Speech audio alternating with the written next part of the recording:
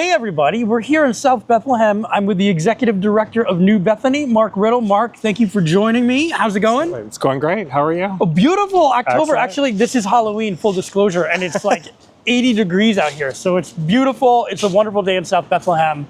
And thanks for taking a walk. We're gonna learn some stuff about the new food pantry and of course the turkey drive, which is really important. Yes. But first, for people who are kind of unaware, can you introduce yourself and let us know what New Bethany does in the community?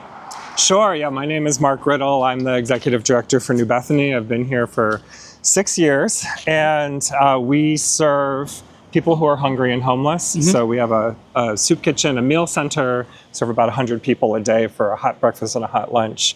Then we also have a food pantry, and that's open 5 days a week. We serve 20, 25 families in that pantry every day that we're open. We also have housing. So anything from transitional to permanent housing, we kind of do it all. And we say that it starts with a meal, and whatever you need to get to where you need to go, we'll help you do that. And one of the places that some people need to get to is the food pantry. That's right. Especially in our community. That's right. And we're kind of doing a 2-for-1 here because we were going to talk about the turkey drive. And I'm like, hey, you opened the new food pantry. You just opened it. Last week. So can you talk a little bit about what was here maybe before, and then what the change is now? So this was a old horse barn originally. 10 years ago, it was a dirt floor. Really? Yeah, All it's right. gone through 2 renovations now. We just now completed the 2nd renovation. The first one was to make sure it wasn't a dirt floor. Right. And we would serve people from the pantry. And what we noticed is that during COVID, we had to go curbside. And right, and we still have been going curbside this entire time since 2020 in the food pantry. And on top of that, our population doubled of who uses the food pantry. Okay. I'm rounding a little bit. It was a 90% increase. But people have also moved from going once per month to twice per month. So it felt like kind of like a 150% sort of And I think too, increase. it's like good news. The word gets out to people who didn't know about it before, which is the idea. So you're increasing it. So it's a couple of things. We had to get more food, and that also means we need more places to store the food, and we need more space for people to actually come inside. Right. So we polled everyone who used the pantry last year, and we just said, how do you want to receive your food? Do you want to continue standing outside and we'll sort of hand it to you? Do you want to do another method? And overwhelmingly, people wanted to shop for groceries. So basically what we've done is we opened last week a free grocery store. So it's kind of exciting to have that. When you go inside, you can kind of see like the components that you would see when you go inside. This is great. Store. I wish we planned this. Like they're bringing it's fresh groceries, like literally coming in. This is great. It's just amazing. Everybody keeps going, did you hurt yourself? I'm like, I'm a beach. Do I look like this every day? For I didn't even notice Halloween. For Halloween, you're all dressed up. Yes, and You have everybody's like, sunburn. are you okay? Are you? And I'm like, do I always look like this? I love it. And we have some fresh food. I mean, like, yeah. look, that's amazing. It's funny. It's Halloween. Yeah.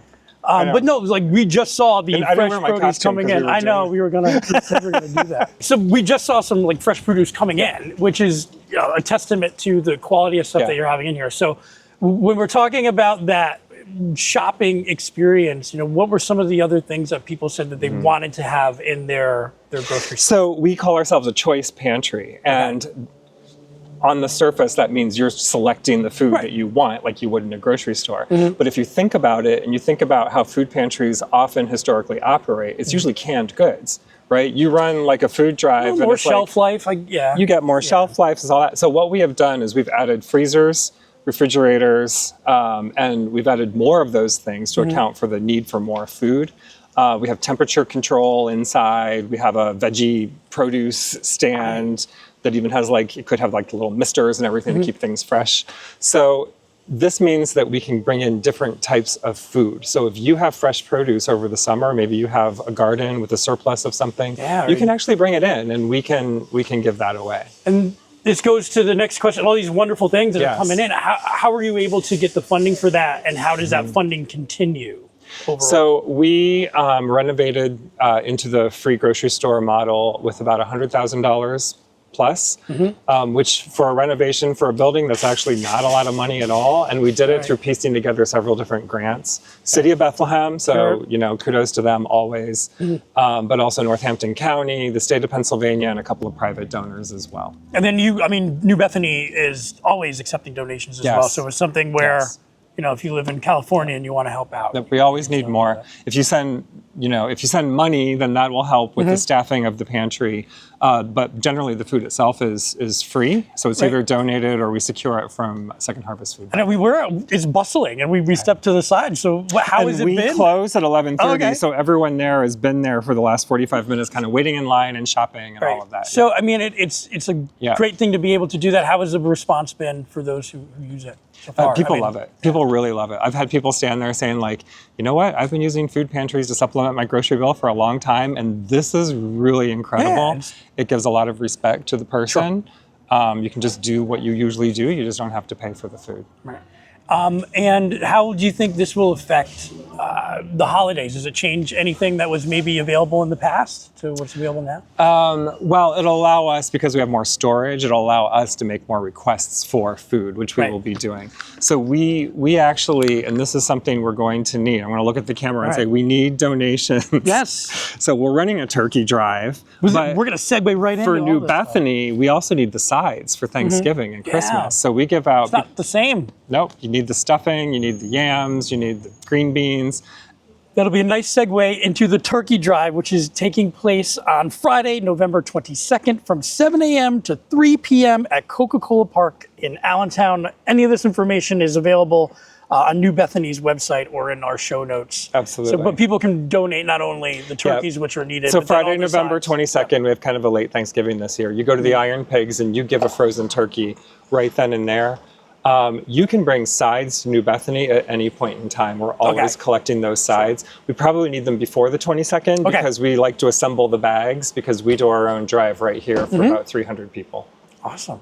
And how has that been? I know this is like the whole purpose of this was, and we talked more about the pantry, but how has the turkey drive been? I mean, the fact that you have to hold it at Coca-Cola Park. The turkey drive. So, I mean, you're going to, how many people you're going to anticipate? No, listen, this started out, so we serve between 300 and 400 people 4 turkeys every year. These are people, we serve a Thanksgiving meal on site. But a lot of people like to go home and cook for their families. Like we serve low-income people who have homes and have kitchens. And so we provide all of the food for that. So we'll give you a turkey. We'll give you all of those sides that go along with the turkey. All of that is donated that comes into us. So we started doing this a really long time ago. We started doing this like a long time ago, and we would just do everything we can just to get up to that 300. Right. And here's what started happening is that so many people wanted to help that we would start getting extra turkeys. Like it was the Wild West. Like people would like come by and like throw turkeys in the window. Popping them out of the car. Yeah, my Subaru every year has turkeys rolling around in it.